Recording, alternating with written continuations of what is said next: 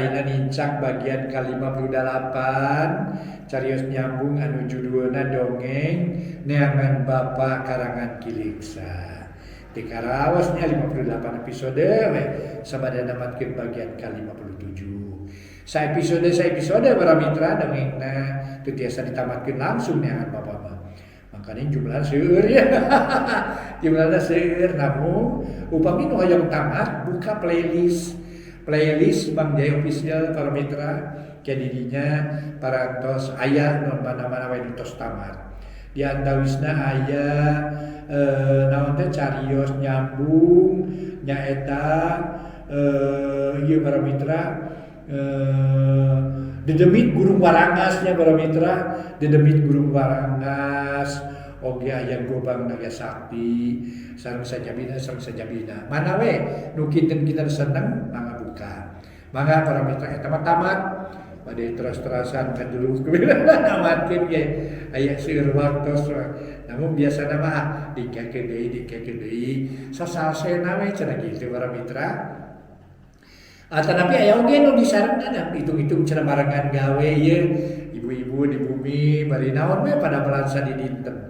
Kitu para mitra, da ieu mah gawa HP-nya, HP-na simpen we di dinya. Keun sina disadar. Dina sina disadar dulu ya HP-na para mitra. Mangga atuh jagakeun neangan Bapa karangan Kiliksa dina bagian ke-58 urang teraskeun wilujeng ngadangukeun.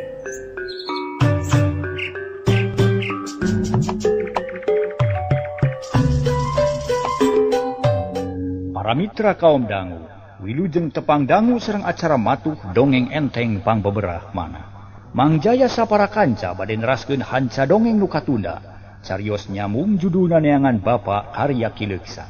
Ayeuna nincak bagian ke-58. Mangga urang teraskeun hanca dongengna etang-etang hiburan pangbeberah mana. Para mitra kaum dangu, suhama panasaran tuluy buka gulungan kertas teh. Diilikan salamar-salamar nyaan geus dua rupa ngaranna, aya nu Suhama, aya nu Nyi Aryati. Alhasil tanah darat tanah sawah balong jeung tegal geus dibagi-bagi kalayan adil ku kolotna.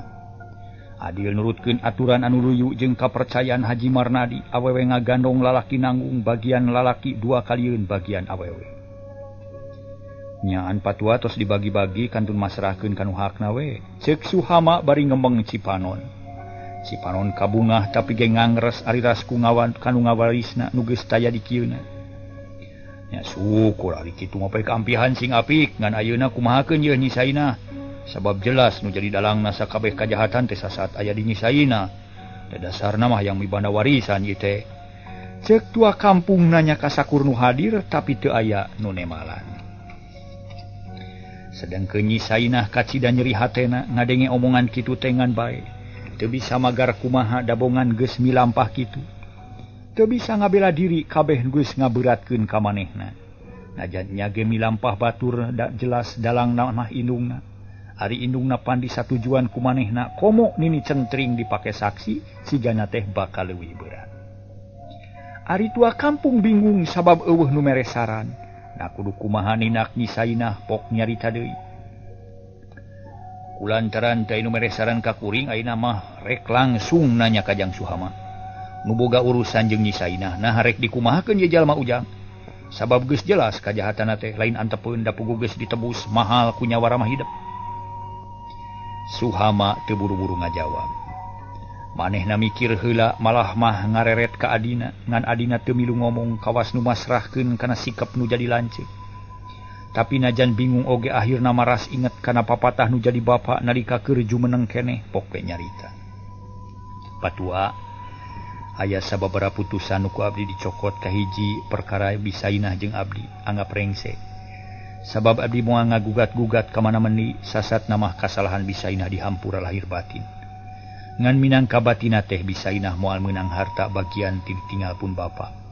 Dabongan talajakna kitu sok sanaos numutkeun aturan mah kagungan bagian bibi teh. Kumargi jalana kitu kapaksa ku abdi moal dipasihan. Tapi sakabeh tuduhan dakwaan jeung rupa-rupa nu ngaberatkeun ka anjeunna ku abdi dihampura. Ari urusan jeung pun bapa soal maot mah aya guratna ti nu Maha Kawasa. Sabab jodopati bagja cilaka lain urusan manusia, nanging aya dina kakawasaan Allah. Rupina kajantenan ieu mah ngan sakadar jadi cukang lantaran wungkul. Salajengna urusan dosa, urusan risiko tina eta kajahatan ditanggung ku pribadina bisaina. Margi aya paripaos ratu tara ngahukum, pamarentah tara nyiksa pon kitu de pangeran. Angin laku lampah sorangan nu baris jadi bang baduh kana dirina. Tah kumargi kitu urusan sareng pamarentah tanggung jawab bisaina. Urusan sareng pangeran tanggung jawab bisaina. Eta mah kumaha behna bae da abdi mah teu wasa nangtoskeun. Urang pasrahkeun bae ka nu Maha Kawasa. Ngan khusus kanggo ti abdi sakulawargi bisaina dihampura. Hade goreng ge kasebut indung abdi. Nu geus aya jasana. Miara jeung ngagedekeun abdi sakurang-kurangna mang nyangukeun mang nyeseuhkeun sareng sajabina. Nanging hapunten ka bisaina. Ieu putusan kapaksa ku abdi ditetepkeun mana kitu ge geus kitu kuduna. Akibat tina kalakuan bibi. Ceuk Suhama mungkas omonganana bari ngareret ka Nyisaina. Muti tadi tenget ngabandungan omongan anak terena disangka nama Suhama teh bakal nyarekan lak-lak dasar. Bakal bijil kecap-kecap nu kasar jeung garihal. Ari pek teh matak ngaleketai kana hate horeng kitu jadina. Teu kuat nahan perasaan gabrug Nyisaina ngarontok suku Suhama segeruk ceurik bangun anu kanyanyerian. Hayang nyarita tapi teu bisa ti koro asa nu nyocokan pi omongeun ukur nyelek semet ti koro. Nu akhirna lahir jadi ceurik balilihan Cipanon Juuh. Bumi alam asa tungkeb hirup asa nu gelis sakabeh nu aya sabudeureun manehanana jiga nu ngalelewaan, ngajebian, moyok nyarekan jeung sajabana, akhirna lengerak Nyisaina kapaehan. Masya Allah sing kuat bibi. Ceuk Suhama bari ngarawu Nyisaina. Tuluy dibantuan ku Utom dipayang dibawa ka tengah imah. Nu lalajo colohok para pangurus pating haruleng. Nenyo kajadian kitu biikeung kasuat-suat hatena, omongan Suhama asa nyerep kana ati sanubari. Teu kuat nahan perasaan berbeye Cipanonna bijil. Komo ari ras kana nasib Nyisaina, manehen asa milu dosa.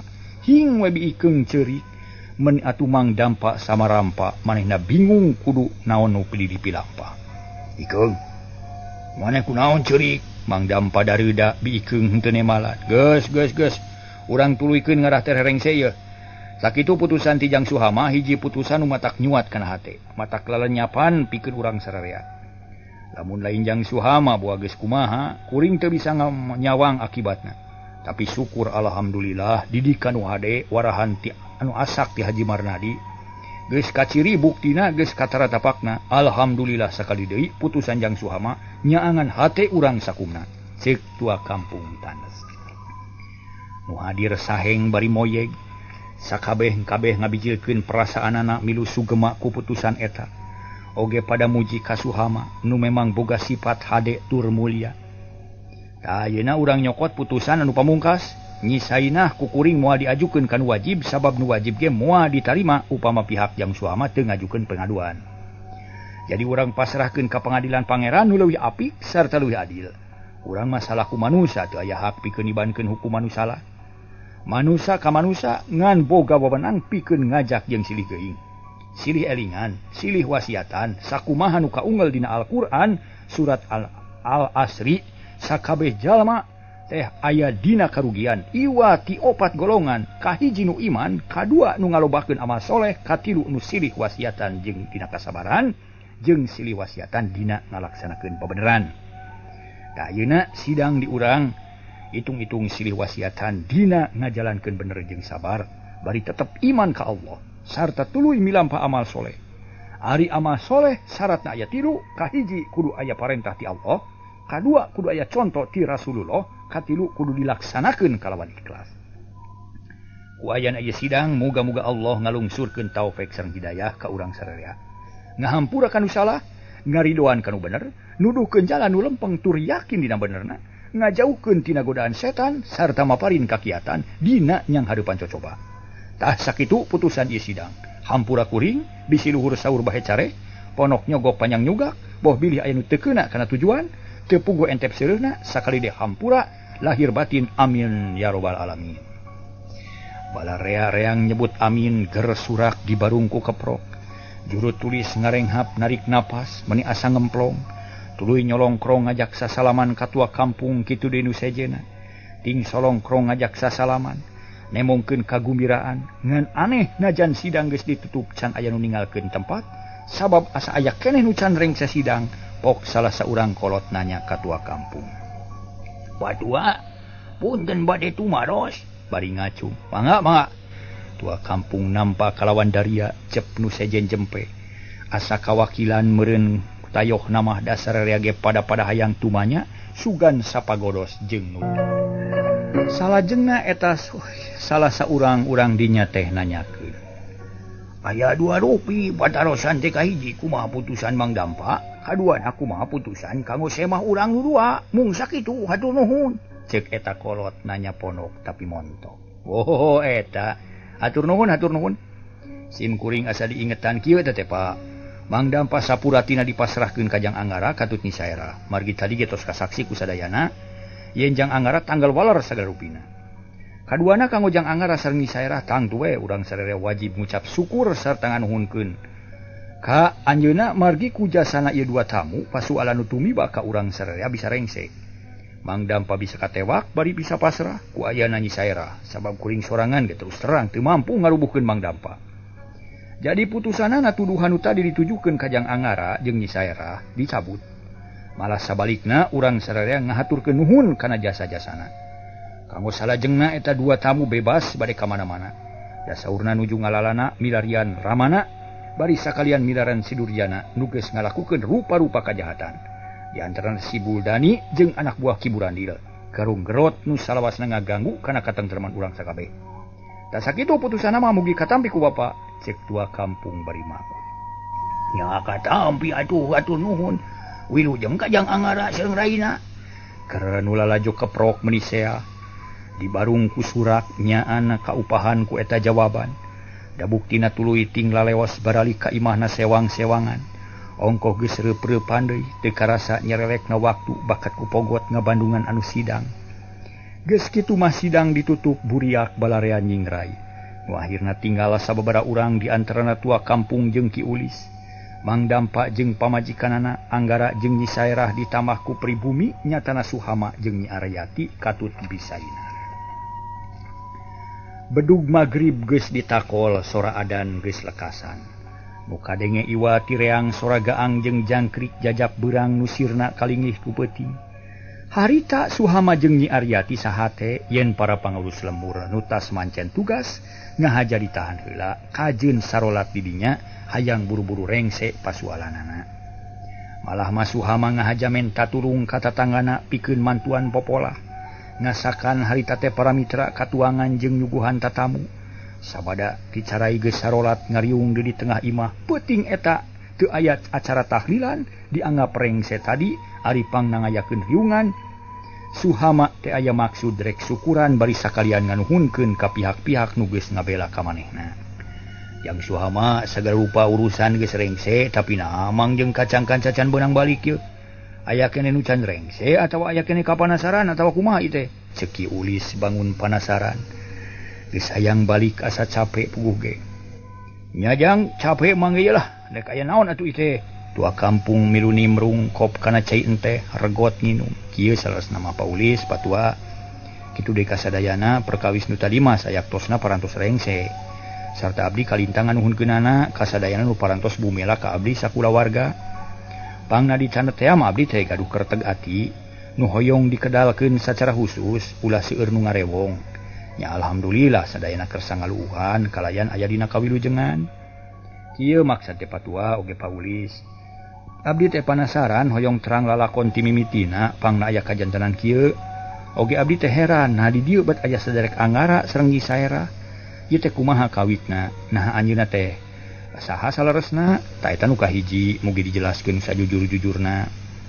Atuh kaduana abdi sajangan hunkeun kasadayana oge hoyong ngabudalkeun eusi hate. Abdi teh bingah amarwata suta bingah nu taya papadana. Margi teu disangka-sangka geuning bet kitu kajantenanana. Si horeng dilebet keluarga abdi teh aya hama. Da cacakan teu aya nu bela mah ka abdi buah kumaha abdi jadina. Tak kumargi kitu abdi teh dina ieu kasempetan bade ngahaturkeun nuhun. Mugi-mugi kasayan bapa ibu saderek sing ditampi ku Allah kalawan sing kenging imbalan ku kasayan nu langkung agung ti Allah. Da abdi mah teu tiasa mulang tarima iwati nganuhunkeun sareng ngadua ka Allah. Tah kitu Pak Ulis, cek Suhama Daryanaker. Oh kitu. Nyari perkara nganuhunkeun mah ujang kumang ge katarima. Sawajarna mun anu meunang kasugamaan nganuhunkeun. Tapi kade ulah salah ieu teh syariatna wungkul pitulung mang sapara kanca. Hakikatna mah pitulung ti Allah. Ari manusia silih tulungan jeung sasama manusia henteu aneh, henteu luar biasa. Da silih tulungan jeung milampah hade eta kawajiban. Jadi mang jeung kaca-kanca sakadar ngajalankeun kawajiban mudag karidoan Allah. Nuhun ka hartos pisan Pak Ulis. Nanging sanaos kitu ge abdi ge sakedah nganuhunkeun kanu janten cukang lantaranana. Daleres ari hakikatna mah datang ti Allah. Tembal Suhama deui. Nya syukur pek nganuhunkeun ka Allah. Jang, da anjeunna nu ngajait hidup tina katunggaraan. Da ayeuna mang rek ngajawab pertanyaan hidup ngeunaan Anjang Anggara jeung Nyisairah kieu eta teh. Barabat Ki Ulis ngariwayatkeun sabab-musababna. Pangna Anggara jeung Nyisairah aya di eta lembur. Kabeh ditetek taya nu kaliwat sangkan kahartieun ku Suhama jeung ku Nyi Aryati. Ari geus dijelaskeun kitu mah Suhama ngarti sarta kacida nganuhunkeunana ka Anggara ka jeung ka Nyisairah. Renghap narik napas, red ka Anggara, red ka Nyisairah pok nyarita tandes. Atuh khusus abdi nganuhunkeun ka saderek Anggara pon kitu deui ka Nyisairah. Sakali dihatur nuhun amung Allah anu tiasa males kana kasayan ieu. Abdi mah ukur semet ngaduakeun ceuk Suhama. Saderek Suhama ku Pak Ulis kitos dipedar jelas pisan silih tulungan jeung sasama manusia mangrupa kawajiban nu mutlak. Parentah ti Allah eta teh atuh sajabana ti kitu saderek teu kedah seuremutan margi nu saleresna mung sakadar kaleresan wungkul.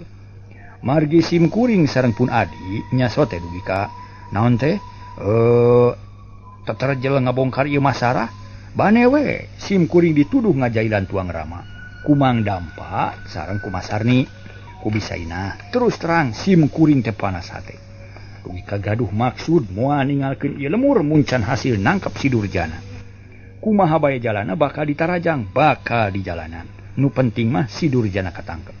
Nanging dasar Allah teu ngawidian ka jalma nu jail kaniaya teu kungsi saminggu sagar rupa bruh breh naremongan kawas geus meunang ngatur. Nu akhirna alhamdulillah danget ieu parantos rengse mung kanyaka tuang rama teu katulungan. Ceuk Anggara Daryanaker. Nuhun ka hartos ari kitu mah. Nanging tetep jasa saderek teu ngirangan buktosna kanggo nangkep Mang Dampa. Teu gampil upami teu aya saderek mah. Kumaha boa da ayeuna abdi aya panuhun mugi kersa linggih di dieu ulah waka ka mana-mana abdi sono keneh hayang nyecapkeun ka bunga hate. Kahiji abdi teh nu ngelis asa keueung mun cicing di dieu di bumi ukur duaan sareng pun adi. Kaduana etang-etang ngarakatkeun duduluran urang silih tukeurkeun pangalaman manawi aya mangfaatna kanggo urang sarerea. Tah kitu maksad teh manawi bahan katampi. Cep sarerea jempe. Anggara jeung Nyisairah ngahuleng. Ari lantaran nu saenyana mah hayang buru-buru miang deui hayang geura prak neangan nu jadi bapa. Anggara ngareret ka Nyisairah nu direret ukur ngiceupan. Teu ngomong naon-naon akhirna Anggara nanya sacara langsung. Kumaha erah pada dicumponan pangangkeun pribumi? Abdi mah ngiringan we Kang. Temana pono. Nya ari kitu mah teu naon. Mangga sim kuring bade nedunan ka pale pribumi nanging hapunten ye nu kasuhun bet ngarerepot panginten. Ceuk Anggara jiga nu kurang sumanget da kahayang nama tetep ilit ngan Nyisairah teu aya ketakna kalah ngiringan. Alhamdulillah nuhun sakali deui nuhun ta ayeuna abdi bade nyuhunkeun widi ka patua sareng Pak Ulis ieu tamu dicanet heula ku abdi mugi ka uninga ceuk Suhama ka pangurus. Nya taya bayan ajang Suhama mangidinan syukur ari kitu mah tapi kumaha Nyisainah jeung Mang Dampa katut istrina ceuk tua kampung.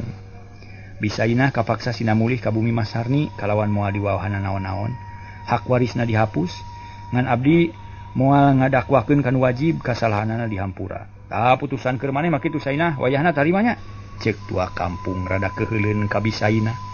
Dalamun Suhama teu nyarita kitu mah buah peuting eta ge langsung ka kacamatankeun. Abdi mah nampi patua temalna dumareuda berbei cipanon bijil. Sedih nu lain dikieuna lantaran cita-cita reuntas di tengah jalan. Kolot kalah jadi korban divonis langsung ku pangeran teu karana disidangkeun heula. Kumaha Mang Dampa ceuk tua kampung. Sakumanu diputuskeun tadi eta mah dina tanggal waler saderek Anggara. Jan kanggo wengi ieu mah sawios di dieu we heula. Nu tanggal waler mah aya di dieu. Ya heug atuh ari kitu mah. Mang rek balik heula nya. teu kuat ikut capek ya, cek tua kampung. Mangga tuh bade mulih mah nanging urang tuang heula teu sasarengan. Bari nyarita kitu Suhama ngojeng Kang Kapawon nempon keur masak. Neunggeus atawa acan, kabeneran geus rengse. Karisa utak saeutik atuh tuluy diparentahkeun sangka disayagikeun harita keneh. Sor-sor sangu jeung lalawuhna diasongkeun kanu ngariung. Malah bisainah jeung Mang Dampa ge sakalian sina dahar ngariung. Puguh asa kasiksa sababoro-boro hayang dahar kawan tuker rungsing pikir baluweng mikiran nasib. Tapi najan bari jeung kitu berak milu ngariung balake cerakan. Ngantang tue teu ponyo cuman cemen rek ngahuap asa jejereged, asa era kurarasaan meuni asa beureum beungeut. Reng sedalahar tua kampung jeung juru tulis amitan tuluy turun ti imah. Malah bisainah nuturkeun bari carindakdak. Da puguh geus hayang ini ti tatali keneh teu kuat ku wirang, cul weh papakean mah teu diuruskeun. Nah naon gitu hayang malah mawa awak ge sasat kapaksa damun bisa merek ditinggalkeun bakat ku era ku Suhama. Akhirna di imah kari genepan Anggara jeung Nyisaerah, Suhama jeung adina, Mang Dampa jeung pamajikanana, genep manusa, kaayaan jeung sifatna beda-beda, komo mun ditilik tina darajat nama, estuning loba pisan ganjelungna. Lantaran derajat kamanusaan nu dipibanda ku Mang Dampa jeung pamajikanana kacida ngagejretna, alatan lampah jahat nu nirca, nu tega ngajailan jalma nu teu tuah teu dosa.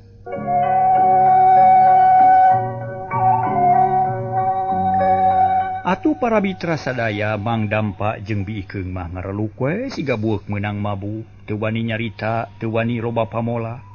Teu ditanya mah teu ngomong, lir ibarat koong teu ditakwa henteu nyoara. Saderek Anggara urang nuluykeun catur manyangkeun carita nu saleresna aya hiji nu dipikahi wangku abdi nyaeta ku ayana garong-gerot nu katelaki Buldani eta jalma teh geus apaleun ka dieu sarta geus teu aneh deui pikeun kulawarga abdi mah da eta teh bangsat teh apaleun pisan ka pun bapa almarhum. Abdi mah hariwang sok sieun sawaktu-waktu ka dieu deui mangkani teu aya bentengna cik atuh abdi nyuhunkeun saran kedah kumaha mayunan eta bangsat ceuk Suhama horeng boga keneh ka hariwang. Da tadi geus diterangkeun yen Buldani kungsi ngabongkar leuit nu aya di sawah. Rek madog bare para mitra, badog paling. Ngan hanya ka teu katangkep da Buldani linghas naker. Saderek Suhama. Ieu teh asa kagok keneh kumaha mun urang biasakeun sim kuring rek nyebut akangnya. Da asa leuwih kolot batan saderek kumaha satuju? Ceuk Anggara nyerenge.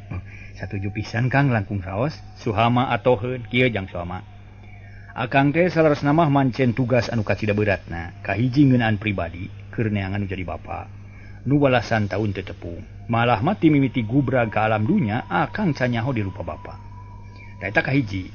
Kaduana meunang pancen tipun aki sasat nama ti guru akang. Yen akang kudu ngabasmi kajahatan, numpes kadoliman, nanjeurkeun keadilan, ngabela kebenaran. Katiluna nyampur pancen sarupa deui nyatana neangan jalma durjana nu geus tega mateni indung bapa pun adi nyatana Nyisaerah.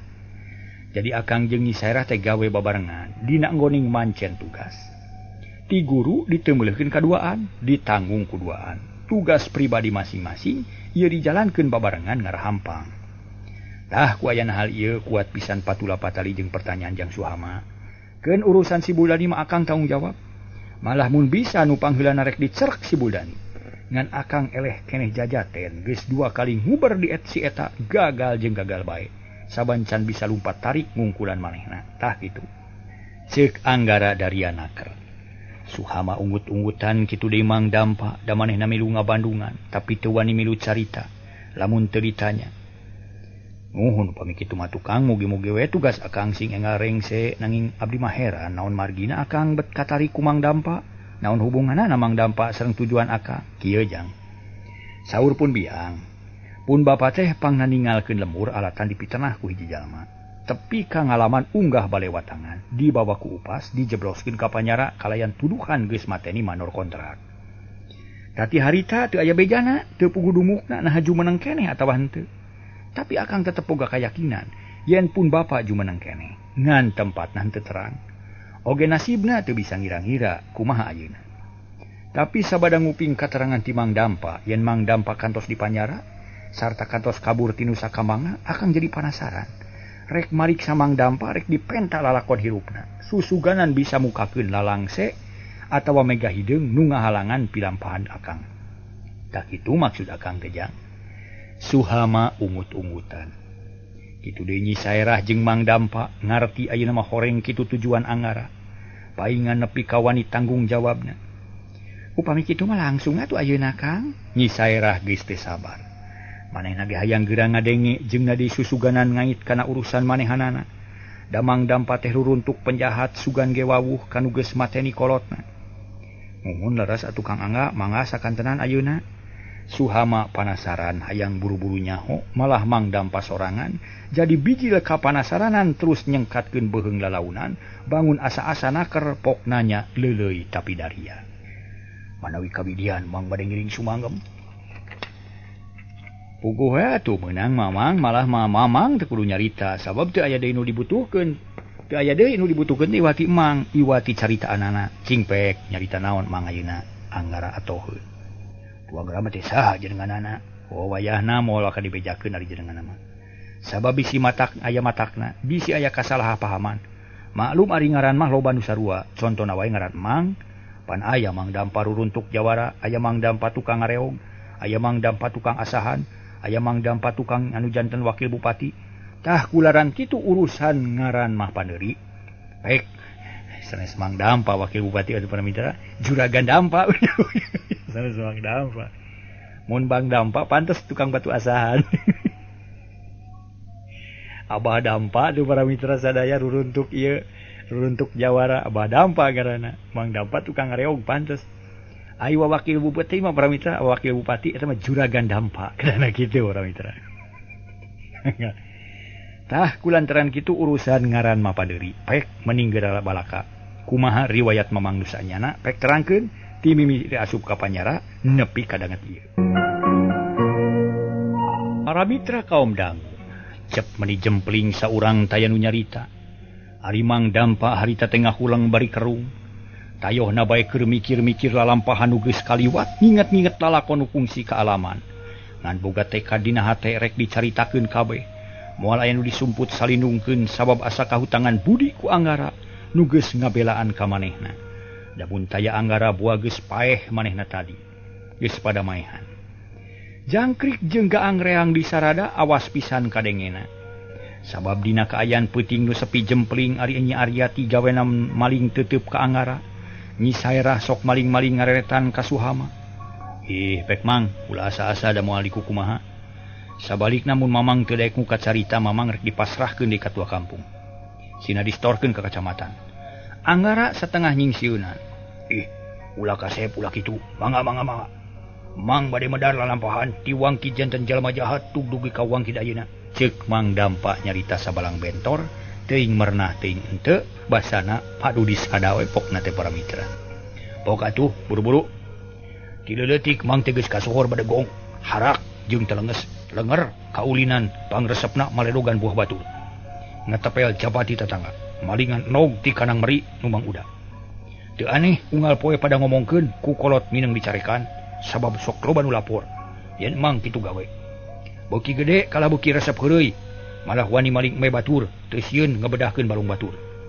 Antukna dina wangsa bujangan Mang mimiti unggah bale watangan ditarewa ku kolot dibawa ka balai desa ditulih maling kongkorong tina lomari tetangga. Mang teu ngaku tapi pada neungelan. Da sidik Mang cenah akhirna najan teu rumasa kapaksa Mang teh ngaku da sieun wae. Dati harita Mang jadi neteuli bongan teu rumasa ge anu nyiksa mah teu kira-kira. Akhirna Mang jadi nekad ayeuna mah nyaan kana maling jadi pagawean malah beteu ku hanteu tepung jeung hiji jalma nu geus ahli nya Mang dibere jimat maling bisa ngiles mun ayeuna ngepung. Tapi jang kira-kira umur 20 tahun Mang sial kacerek corona nu akhirna laksana ngenong di jero panyara di harita mungaran tepung jeung garong-garot bangsat kahot. Mang lain mikir di panyara kalah kabeuki nekat. Ongkoh loba nu mapagahan magarkeun teh cenah ulah kagok kaluar ti bui tuluykeun lalampahan. Mun butuh ku jimat taun saanu teangan akang di gunung anu-anu cenah kitu. Katuliskeun jurig jang 3 taun ti harita Mang tepung jeung raja bangsat nya dibere ajian paranti muka kunci, muka peti, muka lomari teu karana make alat nu bisa muka. Ngaranna teh pipecatan cenah. Pipecatan ngaranna teh cenah. Tetela mati kunci tadi tiup ngacepret muka. Tak kitu geuning ari bilang pajahat yang teu boleh aya sialna. Nu akhirna mang katewak deui wae. Bus kana bui, menang 5 tahun, bebas. Teu kapok der we, malah mah beuki maceu. Kabobuhan beuki loba ngan edas. Sereg di buana logor di liang jarum.